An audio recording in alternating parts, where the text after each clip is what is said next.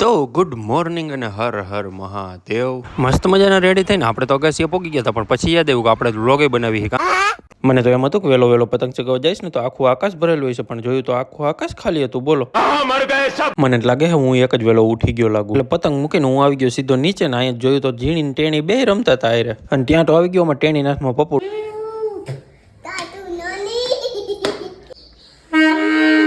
પછી અમે બધા ક્રેન જોતા જોતા ગાડી લઈને સીધા નીકળી ગયા હતા કષ્ટભંજન મંદિરે જવા હાટું. અમે બધા કષ્ટભંજન મંદિરે આવ્યા હતા ગાઉ પૂજા માટે, પણ પછી યાદ આવ્યું કે આપણે છોકરાઓને ભેગા લઈને ગયા ને, એટલે એના હાટું તો આપણે જવું પડે ને લપસિયામાં. એટલે આપણે ખવડાવી દીધા ને લપસિયા મળે એની ભક્તિ કરી શકીએ, એ જ આ જીવનનું ખરું લાભ છે, કર્તવ્ય છે. આવો વિશેષ વાત ન કરતા હવે આપણે સૌ ભાઈઓ બહેનો પછી અમે બધા નીકળી ગયા હતા ધજા ચડાવવા માટે. એટલે થોડીક જ વારમાં થઈ ગયું ધજા ઉતારવાનું પહેલા તો કામ, અને પછી ચડી ગઈ નવી ધજા.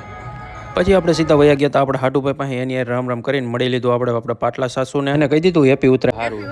પછી આપણે પોગી ગયા હતા સીધા દાદાના મસ્ત મજાના દર્શન કરવા. દાદાના મસ્ત મજાના દર્શન કરીને પછી આવી ગયા હતા સીધા પ્રસાદી લેવા. હવે તો ઘરે જઈને પતંગ ચગાવવાનો વારો હે, તો મળશું કાલે. ત્યાં સુધી ટાટા.